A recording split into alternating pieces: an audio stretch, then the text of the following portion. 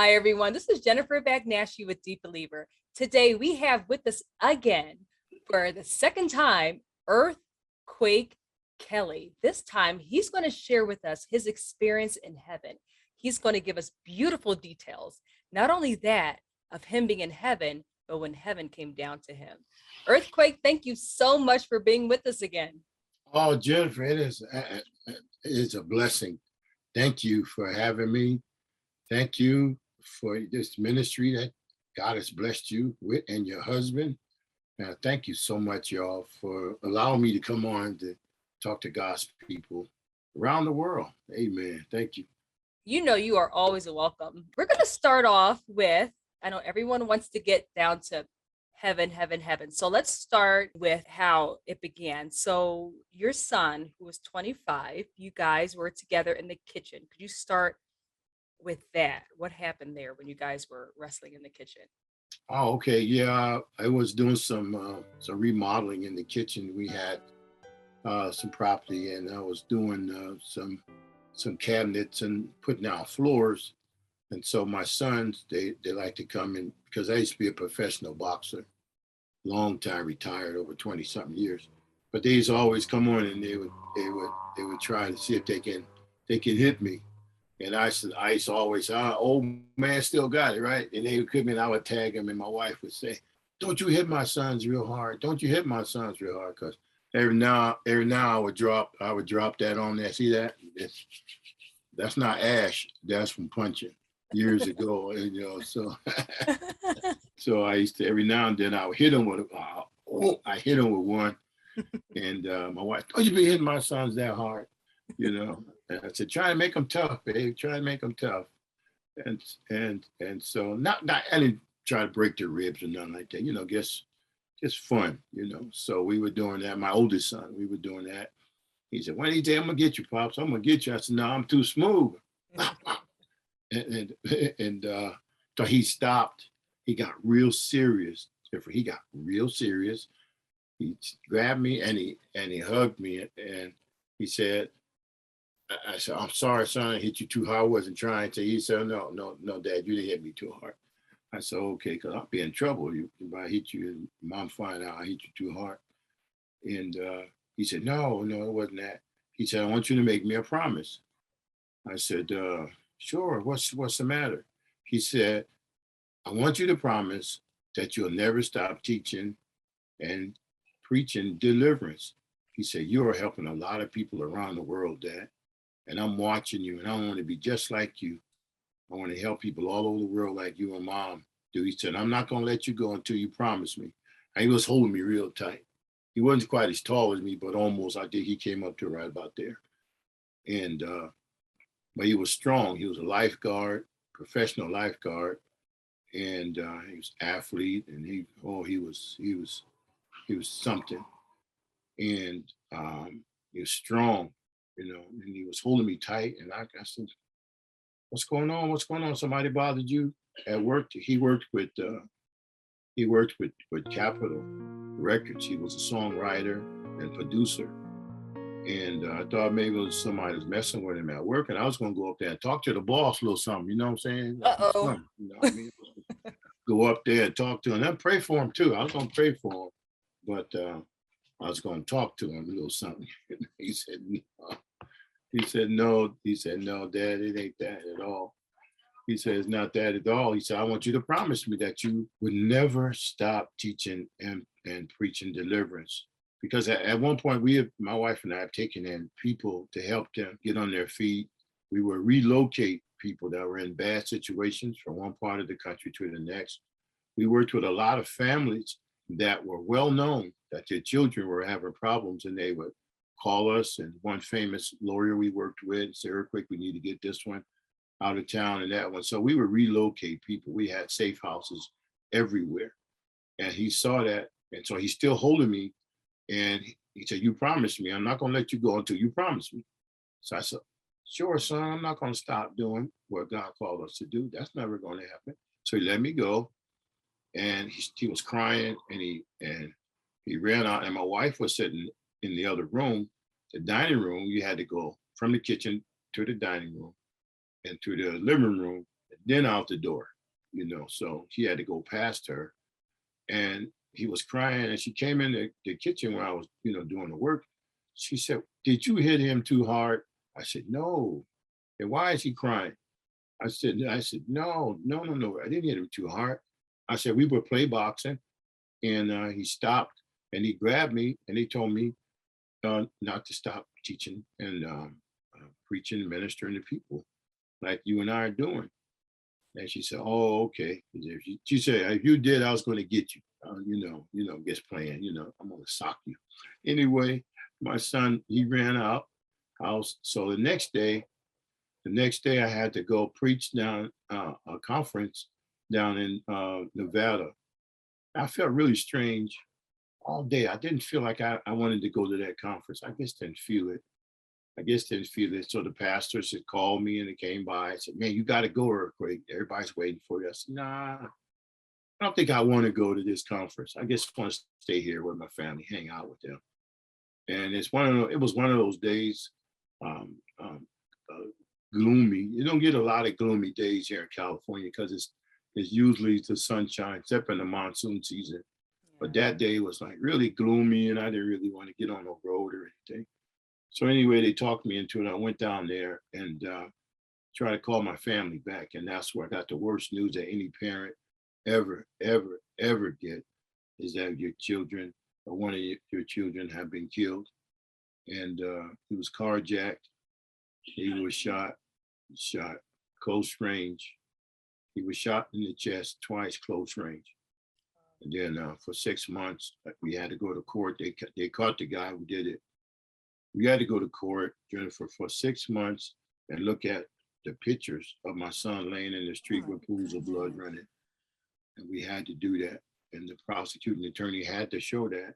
And we had there as witnesses. And that was so hard. My wife cried every day for a whole solid year, down on her hands and knees, banging on the floor, screaming and crying for a whole entire year. Matter of fact, he was killed December the 7th, 1998. And I don't even remember anything of 1999.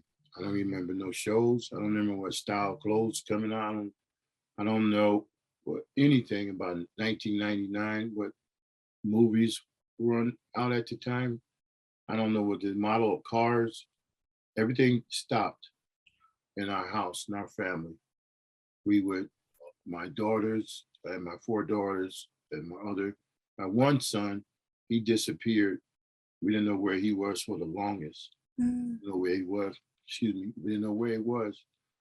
My youngest son, we thought he was gonna, just lose it. So it's when people kill your family members, your gang members, they kill people, family members. They have no idea the trauma you put on the surviving family members and the victims and their little sisters and their family, such as a mother and a father and a grandmother. And they don't care. They don't care about backlash that happens from that.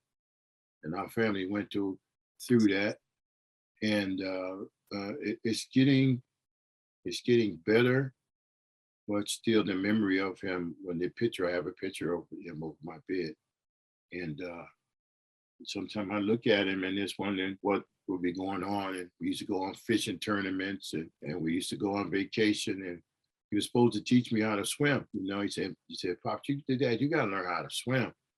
He said, you EarthquakeKelley, and you can't swim, and how that's gonna look, and you going on vacation and all these tours and all that stuff, and all you do is sit on the edge of the pool and then do your feet like this over the edge of the pool. I said, "That's good enough for me. That's all." He said, "No, Pop, you gotta swim. So I'm gonna teach you."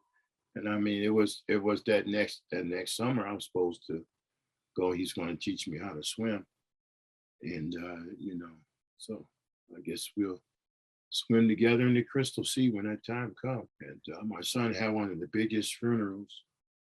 TBN and Motorcycle Club came, and actors came, famous people came Beautiful. because he worked with Capitol Records, and plus me being a boxer, boxers and he had one of the biggest Kadima holiday get the people in the church. It was just so many people. He was so loved, and it was a really difficult time to have to go through that because he used to always wear my shirt. Now he would have this shirt. Now I had to go ask him to give it back if he was still around. You know, his feeler. I ain't advertising for you, feeler, but you know, throw a brother a couple $1,000 down while you got this shirt up for you. I'm just saying. You know, no, I'm just having fun with you. The good news to this is you actually saw him again a few years later. And people are wondering, how'd you see him again? Earthquake, how did you see your son again? I was at a pastor's meeting, and this is what happened. I was at a pastor's meeting, and sometimes church can be funny. The way people dance and the way they spin around, and, and so it was laughing at a couple of ways that people were, you know, dancing and praising God, and I was laughing too. It was funny, you know, because you get people that scoot one way, scoot another way, and they don't do it on purpose. It's just the anointing a lot of times. And then one particular mother, she would just she'd get the anointing hit her. She'd get the shouting, and she'd turn around. She'd turn around and she'd do like this. And so the pastor asked her, he said, why you turn around and stick your back parts like you doing like that? And she said, Pastor, I'll tell you, devil. Oh, no teeth? There was no teeth there? Oh, no teeth, no teeth. Okay. He said, Pastor, let me tell you, I'm turning around and I'm putting it in the devil's face. I put my and her mother said she was putting her rear in the devil's face. That's what she think about, you know, and she didn't. And so the stuff get the laughing, the funniest stuff that people do. And so I'm laughing hard because, you know, it really is good medicine. So I'm laughing in the preacher's meeting. And all of a sudden it felt like somebody was pouring hot water in my head. So I turned around. I said it was funny, but it wasn't that funny. Pouring water in my head. But I turned around and there was nobody standing back there. So he told something else that was funny and stuff that happened. And I felt that sensation in my head again. I said, somebody playing game. But what it was, my blood vessels in my head had burst. And what I felt was water on this side going throughout my head. Because when it bursts, it's got no place else to go. So it's under between the skin and the skull. You know, when that blood vessel burst, that's what was happening. I was having a hemorrhage of the brain, massive brain hemorrhage. And so I told the pastors, I said, I need to go. He said, what's up, Earthquake? I'm not feeling real good. And I said, I'm gonna go home and lay down. And so they said, okay. And so everybody, you know, excuse me and stuff. So I got in the car. It was about a 45-minute drive to my house. And I made it home. And my wife was there too, but she drove a different car. And so when I got home, I called her. This is 2004. I called her and I said, babe, I'm having a strange headache. She said, you need to go to the doctor. I said, no, it's okay. I said, maybe it was a reaction from years ago being a fighter. Maybe it's one of those punches to the head. It'll pass. She said, no, baby. And she asked me, describe what you feel. So I told her, she said, I ain't never heard a headache do that before. And I didn't want to go. She said, you going? She said, tomorrow, if you still feel like this, you go in the hospital. I don't care. She said, if I got to carry you myself. No, if she could hit me in my mouth the entire way and flip me over her back and I'm looking up to heaven, I believe me, she could have slung me over her shoulder, you know. So I said, I don't want you to be slinging me and going on. So I still didn't want to go to the hospital. I said, I had a pass. So she called a friend of ours, and that friend of ours called the doctor, and he got the doctor on the phone. I got to the hospital. I called my wife, and I kept falling forward, and I kept falling backwards. And I remember watching this animal show. They said if a rhinoceros falls wrong or something like that, and he can't get enough air, suffocate. So I said, well, I ain't gonna be like a rhinoceros. I ain't gonna fall where I can't breathe. So I'm gonna fall with style. I'm gonna fall where I can breathe. And so I called my wife and I said, babe, something really. She said, I'm taking you to the hospital. So she finally got the doctor on the phone, and doctor said, describe your symptoms, Earthquake. Where do you feel? And I told the doctor, I said, I'm all right, doctor. They said, no, hush. What do you feel? What do you feel? And I told me, and the doctor told me, she said, that ain't no headache. I ain't gonna tell you what you have, but get yourself to the hospital.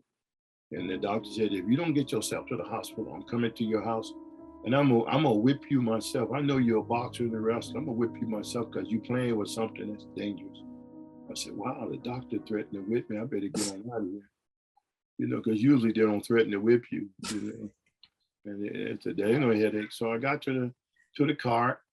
It was so hot. It was a nice, cool day there, and it was nice and cool. But I'm burning up. I'm like so hot. I had to put my hand on the car, and I put my hand on my head to try to get some relief at some. And when I sat down, the minute I sat down in the car, I passed out, gone. And when I came to, we were at the hospital, and I asked my wife, I said, how we get here? She said, I drove you here. I said, 20 miles? She said, yeah. She said, you was out all the way. And I tried to get up, but I couldn't. I couldn't get up. So they had to come, and the guys came and put me in the wheelchair and wheeled me in. And I'm getting worse by the second. And I'm not knowing what happened because the doctor over the phone didn't tell me what it really was. To get to the hospital, and they'll tell you what's going on with you. So I got there, and I couldn't hardly see anything. I mean, it was like a film over my eyes. I couldn't hardly hear. And the lady behind the counter that was talking to my wife would say, help my husband. He's really sick. Help my husband. And then the lady said, well, he have to talk to me. He's going to have to talk to me. Well, basically, it's like this. He's going to have to talk to me. If he doesn't talk to me, I can't help him. I can't. There's nothing I can do for you. Wait, but what if you couldn't talk? I'm getting ready to tell you. Incarnation? Okay. I can't say nothing, Jennifer. I can't say nothing. So she said, and what is your name, sir? What is your name? Is your name Curtis or Kelley? And I'm like, where am I? I can't figure out. And this lady is talking to me stuff. Why is she bothering me? Why am I here? And she said, well, if you don't tell me your name, I can't help you. I admit you're in the hospital, sir. So I'm like, what in the world? Why am I here? What is going on? And my wife is saying, ma'am, he's sick. He's really sick. Could you help him? And then she's going on about, I got to sign my name. And then I had about enough because I'm not knowing what's going on. And then she said, is your name Curtis or is your name Kelley, sir? What is your name? And I said, yes, they're both my names. And she said, okay. And she pushed the button, and here come these guys. These guys running around a corner, like one of these old movies, Lauren Hardy movies, Stooges or something. They run around a corner. Now, where these guys go? I'm saying, I don't know nothing. I don't know I had an explosion in my head. And it's messing up everything. My eyes, my senses, I can't see good. And this lady's asking me 1,000 questions about what my name is. I don't even know Curtis Kelley. I didn't even know who he was. Wow. I didn't know earthquake. I didn't know lava, tsunami. I didn't know nothing. So did you forget a lot? So everything just left you? Yeah, I didn't know nothing. Wow. I did not know. My memory was wiped out. Wow. I didn't know nothing. I didn't even know who that pretty lady was taking me all around the place trying to get me to the hospital. Was that the lady saying, earthquake, what's your name, Kelley? No, I'm talking about my wife. I didn't even know. Oh. So glad. Well, you can't forget her. You can't forget her. Nope. No, I vaguely remember who is this lady? And okay, appreciate your help. I didn't know nothing. That brain aneurysm, it tore my head up. Because blood's everywhere. It's all everywhere, and it's just messing up everything. And so then they start coming back to me. I said, hold on a second. This is my wife helping me. I said, okay, thank you. thank you, thank you, thank you. Get my memory back. And I was so happy to get away from that lady at that counter. I was so happy. You know, wow, Mr. Kelley, where's your, get out of here, ma'am. I don't know what's going on. And so actually they come around a corner and they put me on this thing and they lay me down. And I'm not wanting to lay down because I'm, what are you laying me down for? What is going on? And they wheel me around a corner and I'm still not understanding what's going on. I don't know what's going on. Why are these guys doing this? Because usually I'd have got up. You know what I'm saying? You come at me real good, I'm gonna deal with you. You know, then pray. I'm gonna pray for you, but I'm gonna deal with you first because I don't know you. You know, because you could be dangerous. So, and but I always remember to pray for you afterwards. You know, but Afterward. afterwards, you gotta make sure. You gotta make sure it says no job is complete until the paperwork is done. And this here's the paperwork. You know, so and this is the paperwork of the paperwork. You pray for them, and I'm like, I can't got the strength to do nothing. And so they take me to this place, and all of a sudden, I stopped breathing. I stopped breathing, and I could. That was it. But I could still hear. It's a strange thing. I stopped breathing, and then I can count every doctor that was around me.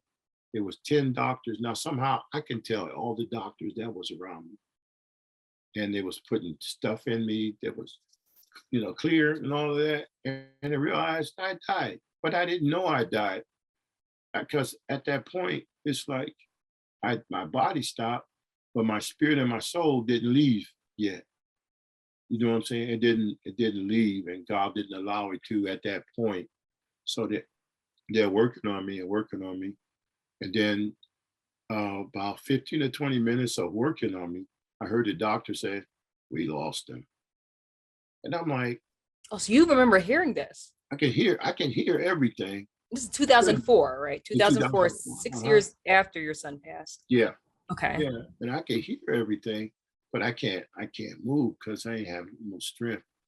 Because the brain aneurysm, it gets to all my body functioned up pretty bad, and so, but I can hear, but I couldn't move and respond. So the doctor, one of those doctors, he was at the foot by up by my head, and he said, "We lost him." And I said, "How can you lose me and I'm still here? I can hear everything, can't move. My heart and everything stopped, but I can still hear you." Explain that when we get to heaven. I don't understand how that. I don't. So don't ask earthquake. That's amazing. Don't know how that worked. All I know, I can hear him working on me, the defibrillators and all that, sticking needles and everything. And then he said, "We lost him." And then God spoke to me and he said, "Open your eyes, open your eyes." And I'm speaking back to God. I said, "God, I can't. I can't. They say I'm dead." And he's like that. You're not dead. I got you in this position. I'm holding you in this position. Open your eyes. Don't worry about your heart stop, lung, liver, kidney, and the brain functions. Open your eyes. So I said, "Okay." I opened my eyes, and there was a doctor still standing there. It was a lady, and she was standing there. She started screaming, "He's alive! He's alive! He's alive!"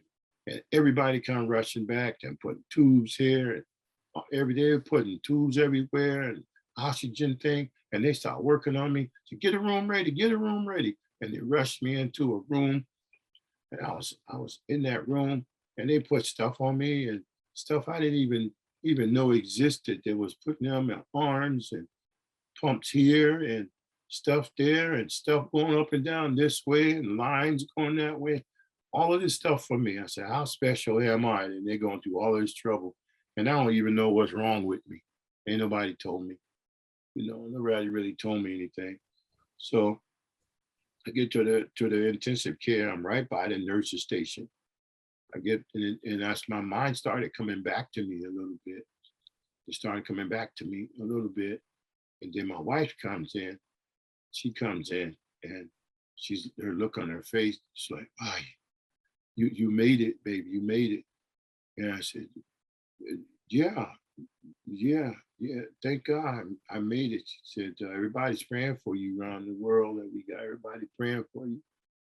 And they said, "We we got to check your back. You got to check your back. And I'm like, I don't have no back problems.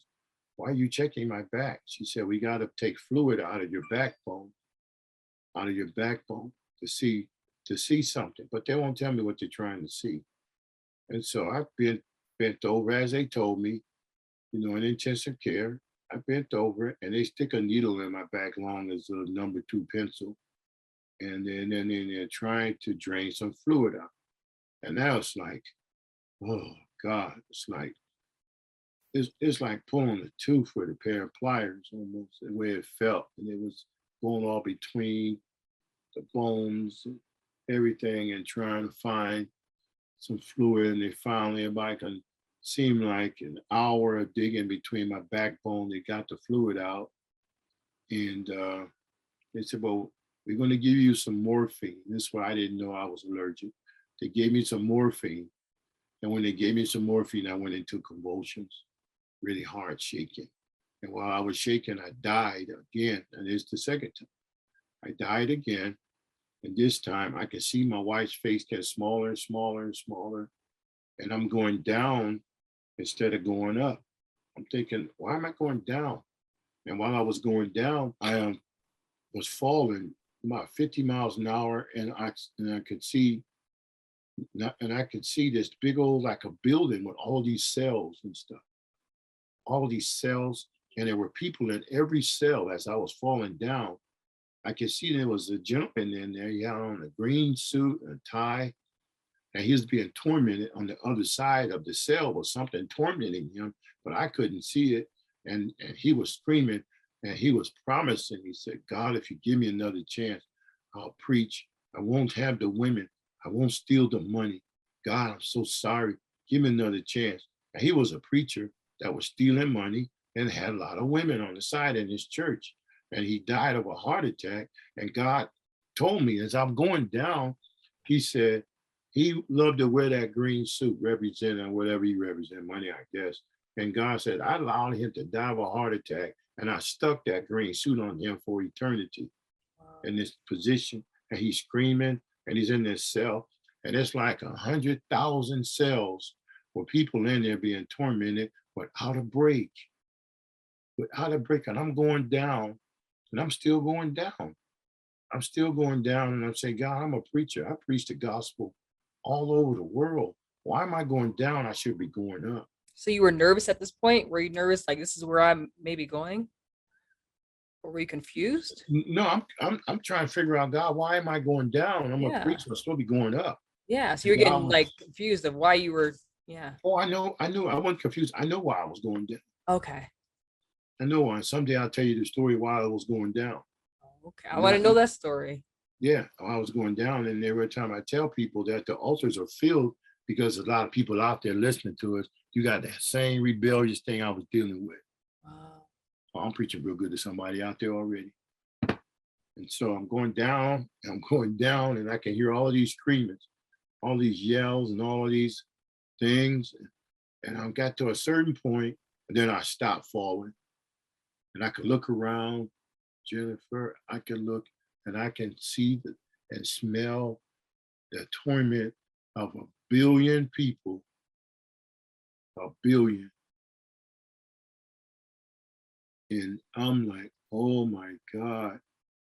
God, he said, I want you to see what happens when I tell people to preach, when I tell people to live right in the church. And they got this doctrine about once you become saved, you can go back and commit fornication and adultery. And God said, that's a lie. That's a doctrine of devils. Right. You're going to roast in hell doing that mess. That is not God. And he said, I'm sending you back with a message to warn my people to repent.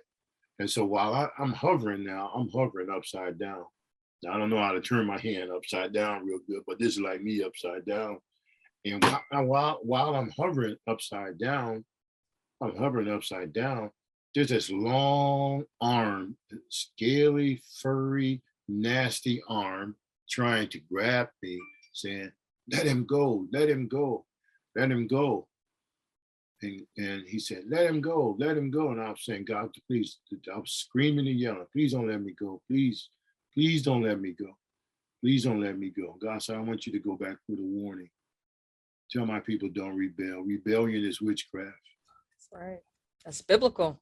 That's what the word says. Mm-hmm. And so he let me come back out of that place, and I could see my wife off. I passed that other place with all those cells, and all hell is a terrible place. There's a lot going on down there. You don't want to see none of it.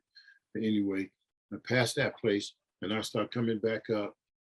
I start coming back up to where I can see my wife and everything like that, and got bigger and bigger. And he put me back in my body.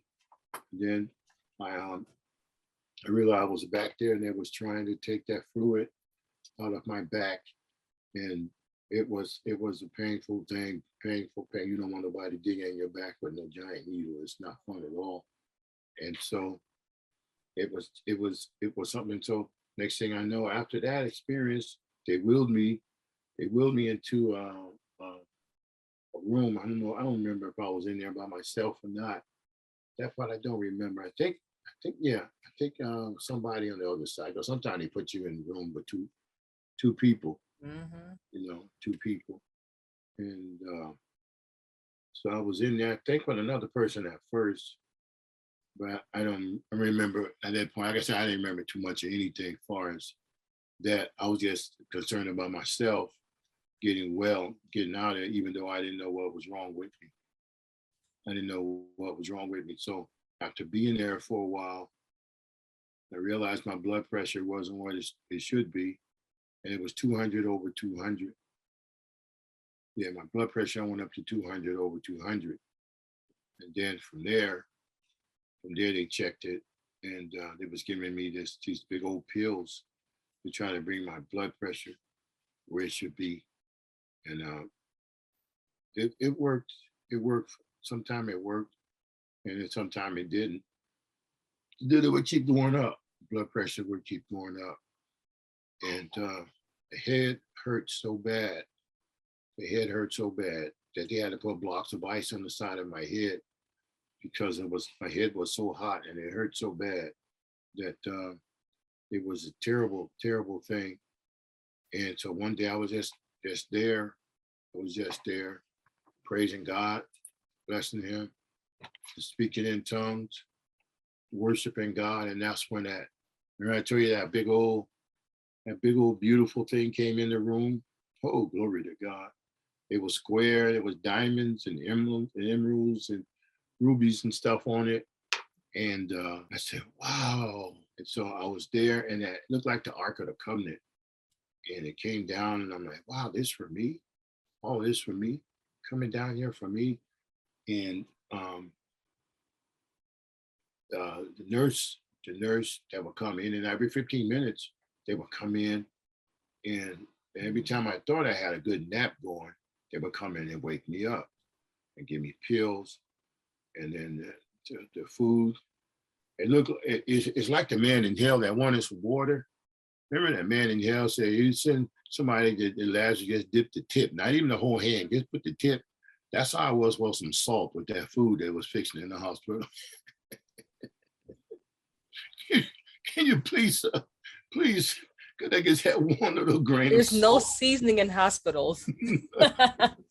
Just one little grain of salt, please, please, please. But anyway, I'd eat that food, and so I'm laying there, and this beautiful thing comes in, and it doesn't make no noise, no sound, and it's hovering. I'm looking at it, and it got so close to me, and I said, oh my God, this is beautiful. This is beautiful. And I said, I ain't gonna tell nobody this, because a lot of people won't believe me. They say, yeah, right, or something came in your hospital room. Look, man, I've been to hell. I've been tormented. I've seen chambers of souls lost. And why not? Why not God can't do something for me like that? Why not? Why not? Why not? You know, God can do anything He wants to do. You can't put God in no box and say, well, you can do this and you can't do that. You know, get out of here. You that person at that window. Well, Mr. Kelley, what's your name, Mr. Get out of here. Oh, crazy stuff. God can do what He wants to do when He wants to do. Right. He can pick who He wants. He Amen. can choose who He wants. And I'm an ex-sorcerer. I'm an ex-sorcerer. I told God at the altar, you don't want me because you know what I do. I love doing what I'm doing. And God said, I'll show you a better way, a better plan. And I accepted December 15th, 1971. I believed him, and he did things for me. Even though I didn't walk perfect all the times, I try my best to repent of everything that I've done. And I do that as a rule now. You know, God, if I done something out of order, forgive me. I don't want to be like them people say once saved, always saved, and I go back. Because if it applied to me, once saved, always saved, I'd be a sorcerer right now. You see what I'm saying? They say you can go back and do what you used to do. I would be a sorcerer. You can't tell me, you cannot tell me that. Don't tell me that. Do not tell me I can do what I want to do once I receive Jesus and go back. You can't tell a person like that with me because I didn't clown in the street. I was a dangerous person, really dangerous. And you mean I could be a Christian and a sorcerer too and still go to heaven? Come on, y'all. It's Wake like up. that's the way that the devil tries to get you back. He'll fight to get Yeah, you back by yeah, telling you yeah, once saved, yeah, always saved. And just keep yeah, doing it. yeah. You get out of here. Don't tell me something like that. And I've done stuff in witchcraft, make your hat spin around on top of your head. And you're going to tell me that I can go back and do that? No. And so here I am now. This thing came in the room, and I promised God that he loved me so much. And this thing coming in the room, and it's coming to get me. It's coming to get me. But before that, Jennifer, before that, I was laying down in the bed, and these two things came in the room. I thought they was men, and they didn't have no shirts on. And I know that's unsanitary to come in and visit somebody at the hospital, you ain't got no shirt on. So I can't talk above a whisper. So I said, who you come to see? We say we come to see you. And so he said, we've been trying to kill you for years, but you just won't die. And How you tall were survived they? it. Really quick, how tall? Because I hear sometimes they're different sizes. Were they little or Yeah, they're about 5 feet. okay? And one had a head, his head was this big. And the other one sat down. And I drew pictures of them. I got pictures here, you know, in my books and stuff. I got pictures here. This is my book that I wrote about the whole thing. Oh Heaven's yay, Golden Heaven's Vessel. Golden Vessel. Yes, I wrote the whole thing about it. I've drawn pictures. I've illustrated. Where can we get that from? Oh, you can get it. You can get it on Amazon. Amazon. Okay. And if Heaven's. What is it called? Heaven's. What again? Heaven's Golden Vessel. Heaven's And Golden Vessel. I'm also going to put it in an audio book. So you can hear me talk about it, and you can also read it in paperback. Only Great. $20. I mean, you up in our ministry, it would be a blessing. I'll show you it again in a minute, but those things sat there, and he put the middle finger up in my face. And I told you, I think last time, about what cussing is not words; those are names of spirits. And so he said, with the F to me, and I'm trying to get up and fight now. I want to fight now. You don't curse me. I'm laying down here. You come in my room, and I'm gonna knock your head around. And that big old one with the big old head like a pumpkin. And I told him, I said, you in the right place. Why don't you have them to last that thing while you here? Just have them get all that stuff out your head while you here. You can have my bed, you know. You can have my bed, because brother, come on, man. Come on, man. Pumpkin for a head, get out of here. Wait, so he looked human. So when they walked in, two guys walked in. They had no shirt on. They looked human. They were 5 foot tall, but they had big colossal heads. One did. One had a colossal head. Okay. And I'm trying to get his lance, but he wouldn't listen. And he said, we've been trying to kill you for years, but you won't die. And that was one day. And God said, plead the blood, rebuke them. Amen. Jennifer, I said, I rebuke you in the name of Jesus. And they said, don't say that. They always say that. They hate the name of Jesus. Don't say that. Don't say that. Don't say that. I said, get out of this room. And I saw him right back down to the pits of hell where he came from. Oh, man. Right back down. So I called my wife and I told her, I said, get the saints praying for me. The effectual, fervent prayer of righteous men and women avail as much. They put the veil of God over you to cover you, because I'm not really liked in the demonic realm. They don't like me because I used to be one of them, and they hate me, and so they try to kill me. You know, brain aneurysm was another thing they use, and they came and let me know. We tried to get you with a brain aneurysm, but it wouldn't work because God protected you. You think you all that? No, I don't. I know God loves me, and I promised him when he saved me that I would serve him with everything I have. And so next day or so, that beautiful thing came in the room, heaven's golden vessel, like a golden vessel came in, and it picked me up, and I could look down and I could see myself laying in the bed, but I didn't know it was me, you know. And so I said, wow, that guy's in bad shape. But now I don't feel nothing. I don't feel no headache. I don't need no ice on my head. I feel like I'm brand new, no pain, no nothing. But while I was in my body, I was feeling horrible. And then like a blink of an eye, this thing took me into paradise. Oh, glory to God. That's what I talk about in this book, stuff that happened to me. Got to get your hands on this. It'll bless you. It will bless you. I'm We'll telling you, post it bless in the me. description for you too. Hmm? We'll post it in the description. Okay, thank you. Thank you Yeah. so much. And so I got there, and this angel, he opened the door for me, and I stepped out of that beautiful thing. I could have went all around the universe in that thing. That thing was so awesome and so beautiful. And then I got out, and the angel opened the door, and he said, come on. And I was like, whoa. Oh my God. I know what my son is seeing. I know what my mother and my mother-in-law is seeing. I know the saints of God is seeing. Oh my, nonstop, 24 hours a day, 7 days a week. And I was there with them. And I looked, Jennifer, I looked at the grass.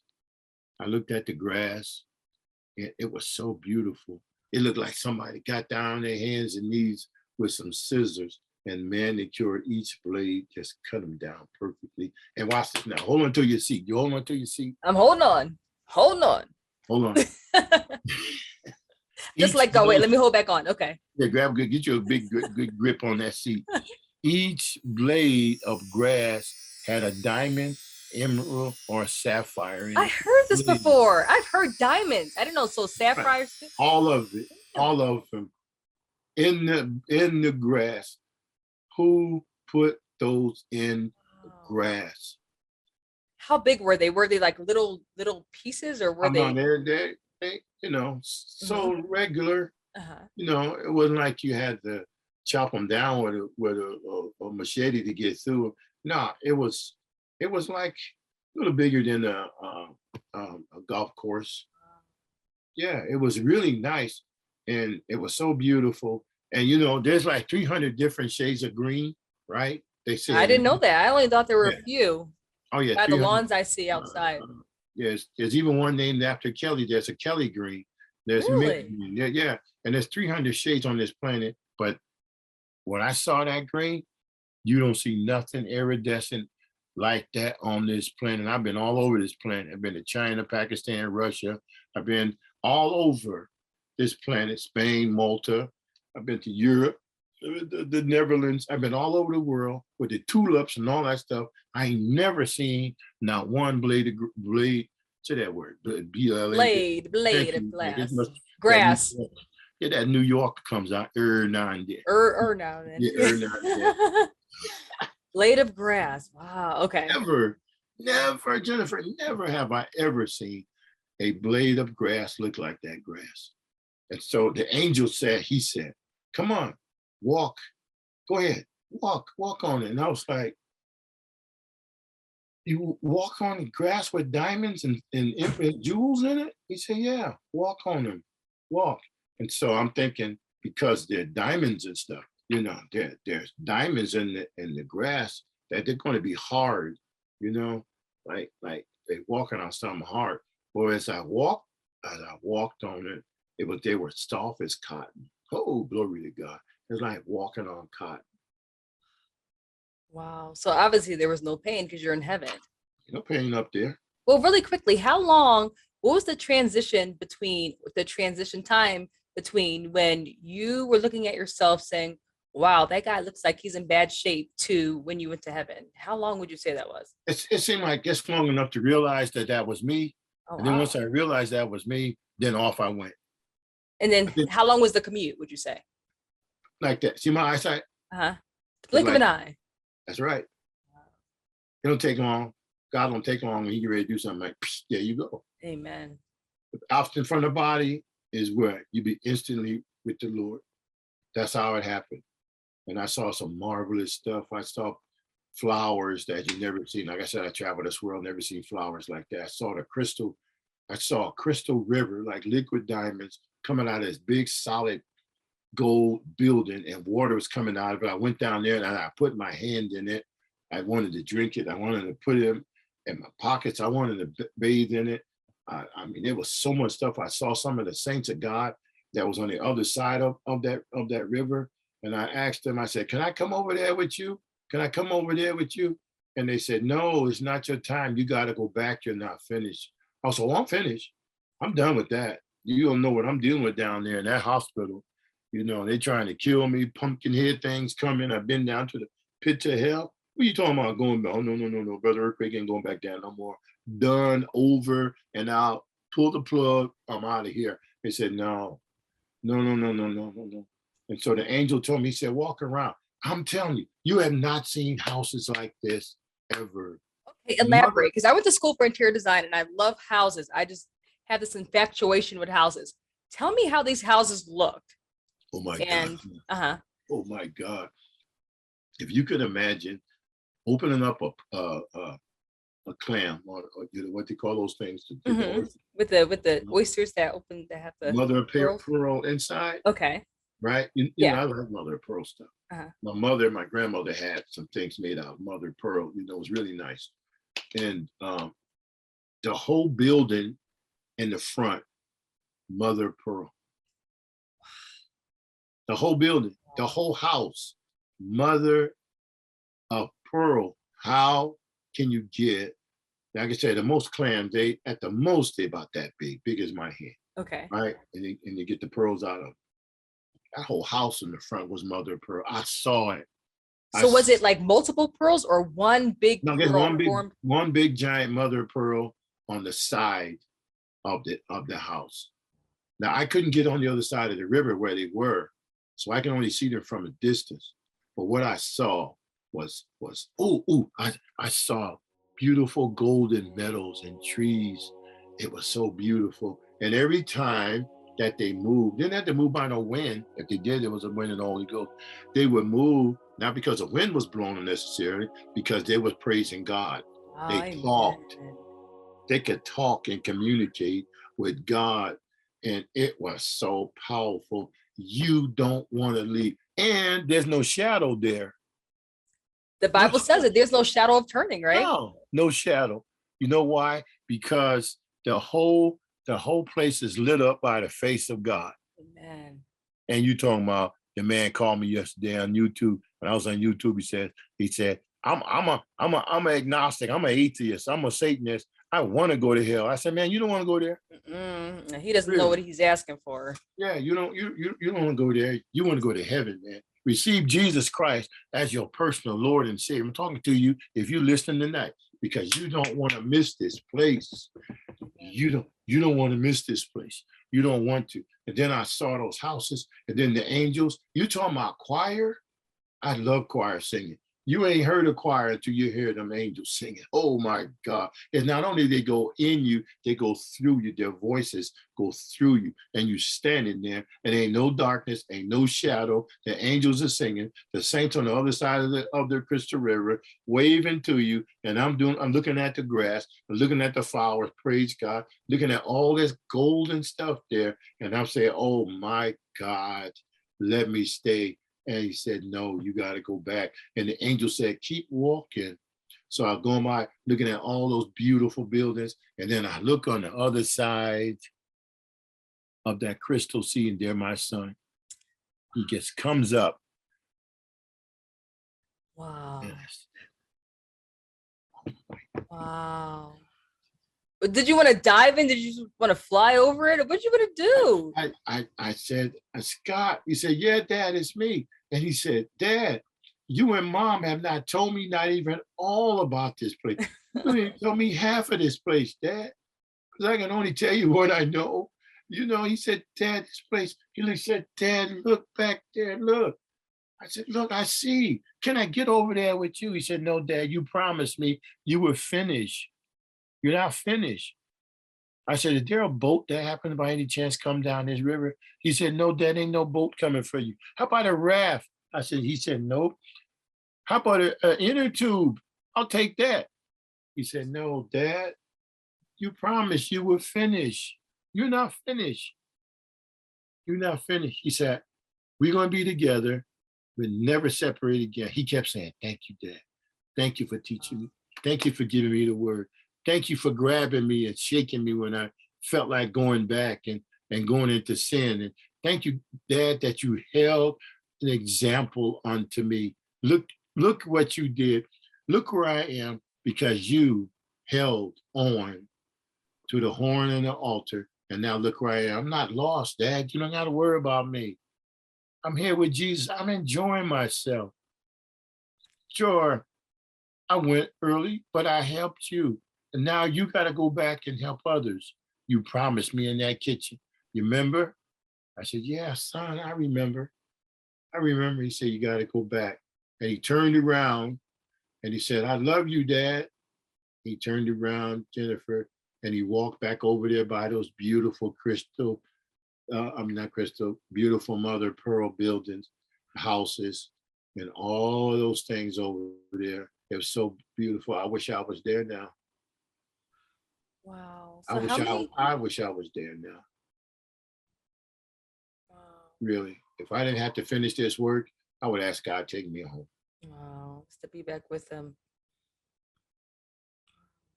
Now, did you see Jesus when you were up there?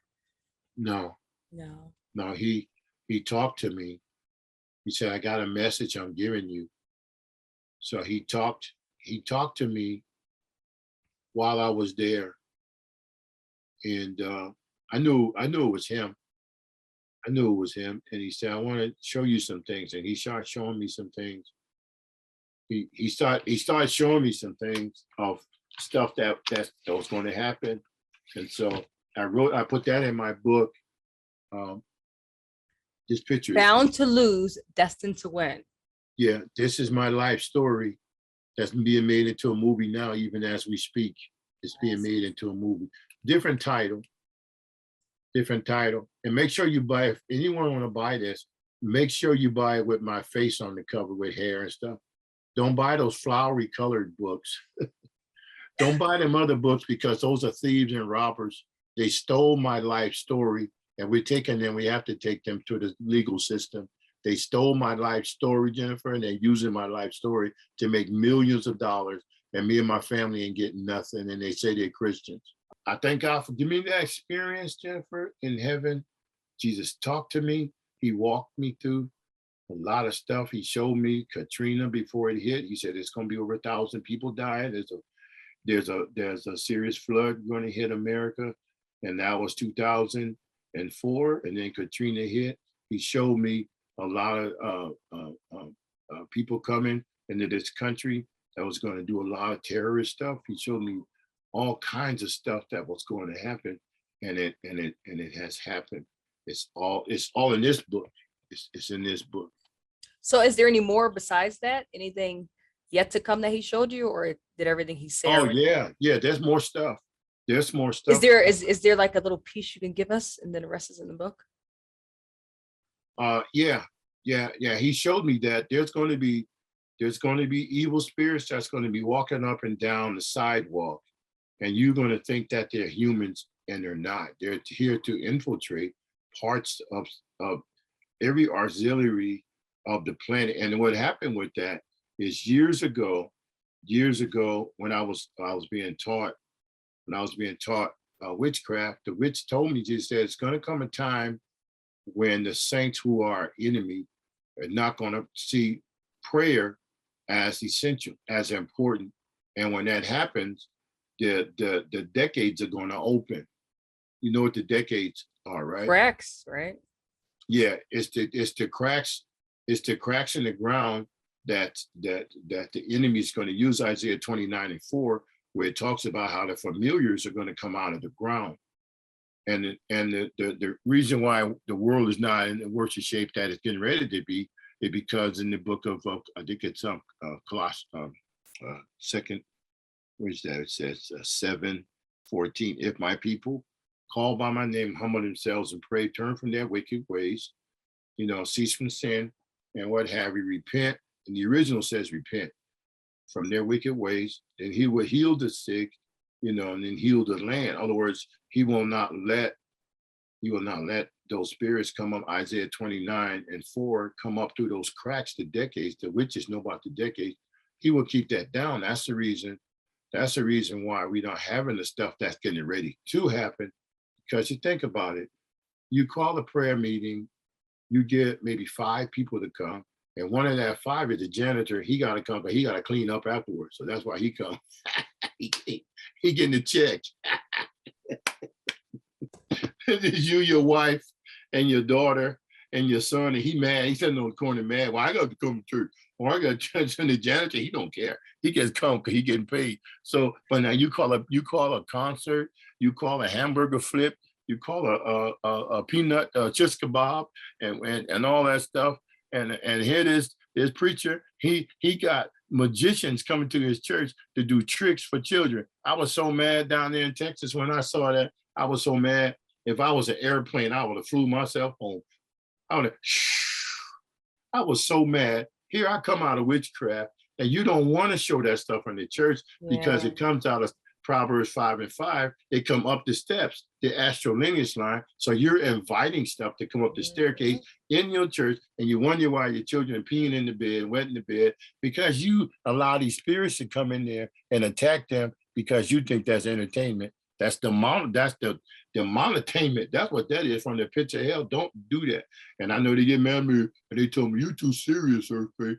Or you take stuff too serious." Yeah, I've been to heaven. I want to see people go back there. Right. I want to see them walk on the crystal sea. I want to be able to see people that look around and say, "Thank you, Earthquake, because you live right. You told me the truth. It hurt me, but you told me the truth. Now look where I am." That's my existence, is to get people to see Jesus, to repent, to receive him, and live right according to his word. So how did you get back into your body? Okay, here's what happened. After the Lord showed me stuff, he showed me a group of children. He talked about the abortion. Oh yeah, the children. I'm sorry to cut you off. Tell us specifically about the children. You saw 3 groups, right? 3 groups of children playing. Oh God. As I was walking around and God was talking to me about stuff, he showed me a lot of stuff that I put in the Heaven Golden Vessel and the Bound to Lose book. I was walking around, I can hear children laughing and playing. And I love children. Like you said, my grandson, 3 years old, and my 4 grandchildren here, and I got other grandchildren, my other children and stuff like that. So I spoil them, and my godchildren, I just love to spoil them and stuff they have, and send them home spoiled,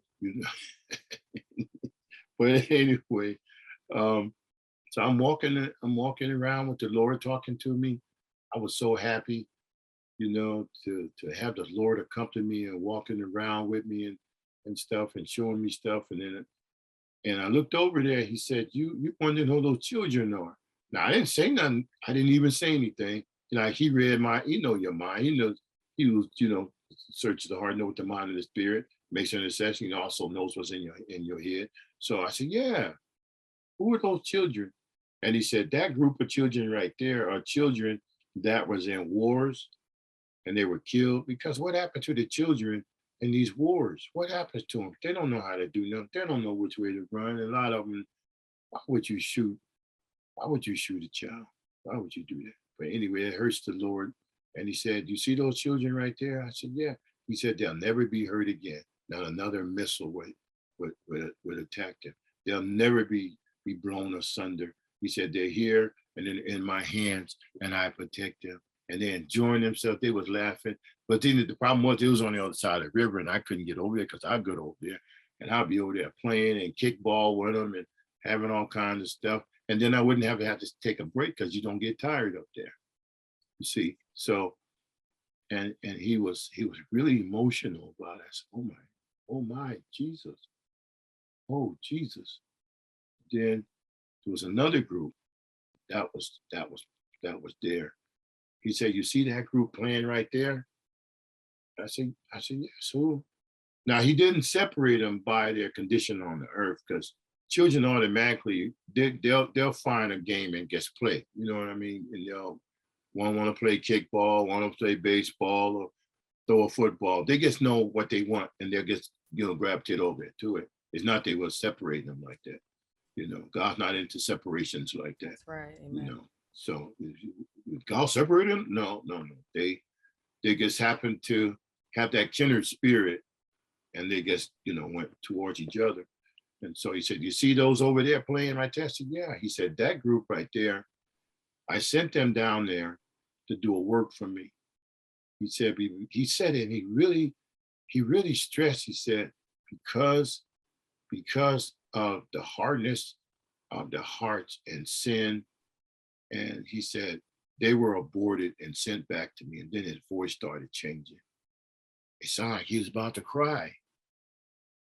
He sounded like he was about to cry. I said, "Oh my Lord, no." He almost got me to cry. I said, "No."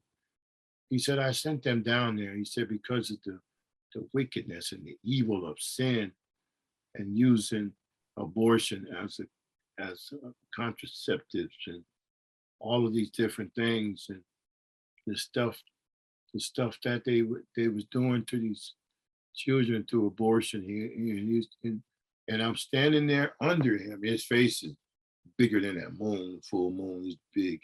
I'm standing there, and I said, "God, if you shed a tear, it'll be huge, like an Olympic-sized swimming pool. And I don't think my body can deal with your tears." So he didn't let the tear come down, because he feels stuff. He feels pain. And how would somebody feel if you sent somebody to help somebody, and then you kill that person? And like Jesus did with that, they sent that man and they killed him. And after a while, they killed the man's son that he sent down there to tell him, "Get off of this property." And it was just horrible. Mm-mm. And so he was almost crying. And I said, "Oh God, I did not know. I know things hurt you, but I didn't know it was like that." He said, "Yeah." He said, "I sent them. And because of their hardness of heart, they went and they destroyed those babies. And abortion hurts him so bad. It hurts him. It hurts him so bad. It hurts him so bad. It's horrible." And he was just crying and trying to, oh man. And then I didn't really want to know anything else after that. My Lord and Savior is hurt. And the people on the planet, they don't care. I'm talking about those that participate in it. They don't care what God thinks. And that hurts him too, because he loves everybody. And so there was another group. I said, "Lord, I don't want to, I can't take anymore. God, I don't." He said, "No, I'm sending you back with a message." I said, "Okay." Because I'm feeling for him. Jennifer, I'm feeling for him now. I said, God, I didn't know it was this bad. I know it was bad, but not that creator was hurt to tears. He does. He really cares. When they were stoning Stephen, he stood up. He stood up on the throne, and other stuff that happened. He really cared. He's loving. And then when this last group he showed me, and I said, "Lord, I don't think I can. I don't want to watch anymore. I'll go back, but I don't want to know what's in that group." He said, "You got to. You got to." So he said, "I sent children to the houses." He called them so-called Christians, church folks, so-called Christians. And because they didn't believe that I can take care of more children, they secretly went and had abortions. And then he took me into like a movie screen kind of a thing. And he showed me this pastor in the Midwest, one of the biggest churches in the Midwest. And he showed me this pastor who took a couple of people and made them have abortions. And because he wanted to save face. He didn't want people to know that his teenage daughter got pregnant. And so he took her, and God showed me this man. I can tell you, I can see this man now. I could go right to him and say, "You the man. I won't say nothing in public, but you know what you did. You need to repent." And so God hurts when the saints don't trust him and they go and they have abortions. There was one person who went to church and they confessed to me. They confessed. They said, "My husband and I, we went and we had 5 abortions. That's how we would do our birth control." I said, "Huh?" Yeah. And they said, we were driving down the street, a busy street, just he and I in a car. And she told me, she said, her husband said, "Why don't you make them babies be quiet back there in that back seat? Stop them babies making all that noise." And she turned around, "Jennifer, ain't no children back there." Oh, wow. Wow. I hear that happens. Wait, so she heard babies crying. Yeah. I heard this happens and is not spoken of, I don't know if at all, probably, not so much, but women who have abortions, they don't tell these women that after, a lot of these women actually see their children like in the night, or like they'll have visions of them, or they're sometimes hear their children that Yeah. passed away. Yeah. So that's like what you're saying. You're the second Yeah. person. In Yeah. the back of the car, they can hear not just one child, but many children back there making so much noise that they couldn't focus driving. And she said, "There's no children back there," and told that to me. And my father tried to get rid of me too, tried to have me aborted, and it failed. My mother did everything she could do. She kicked him and scratched him, and still tried. And I found out who the abortionist was. Then I went back to New York area and tried to let that person know if she was still alive, that I forgive them. And all I found out was the grave, they had died in 87. They had died. And so they tried to get me too, but how do I get back? And after all of that, God said, "Now I'm sending you back. I'm sending you back." And so the angel opened after God was finished with me. I couldn't stay. I couldn't stay there.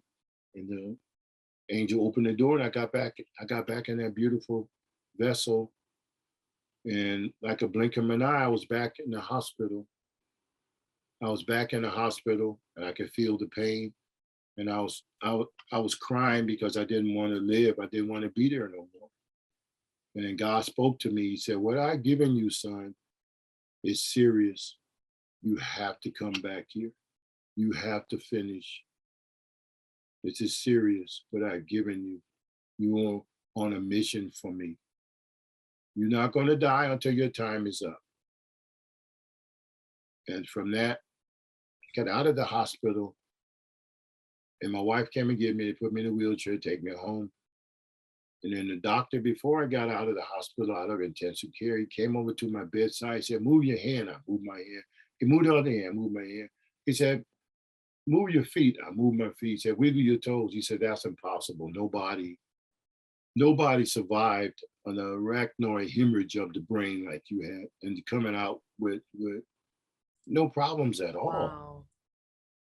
because God said, I healed you, and I took all of those afflictions from you, from the brain aneurysm, and what the enemy did for bad, I turned it around for good." And so the doctor says, "I want to pay he's a Hindu doctor. He said, "I want to pay all your expenses to go with me to India, so I can do a show and tell of the only man on planet Earth that What? survived a flood of hemorrhaging in your head."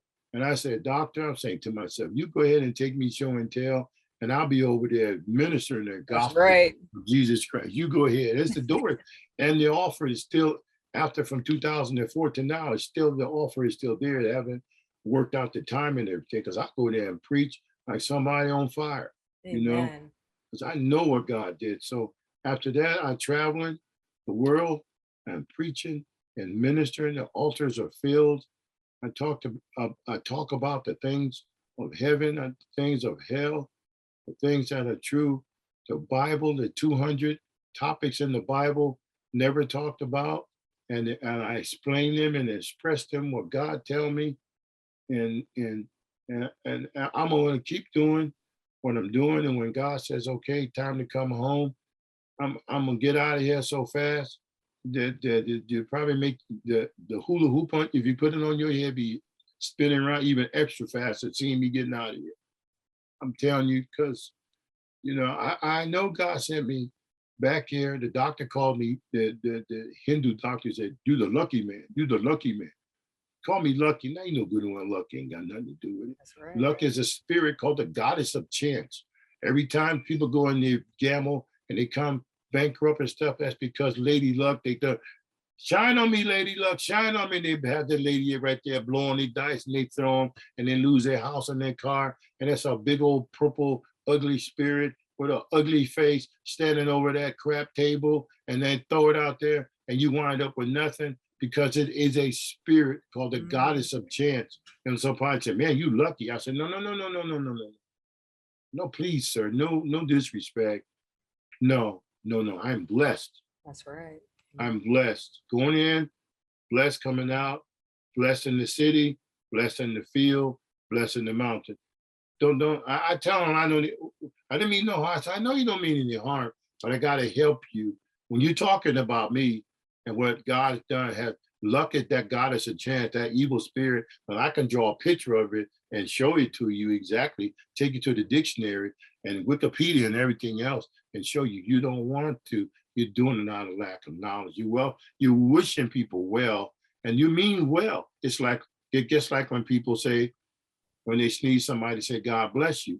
You're wishing people well, but where it comes from old Germanic superstition, and stuff like that. And they mean well, but the origin of it comes from superstition, So, you learn all that stuff when you're in sorcery.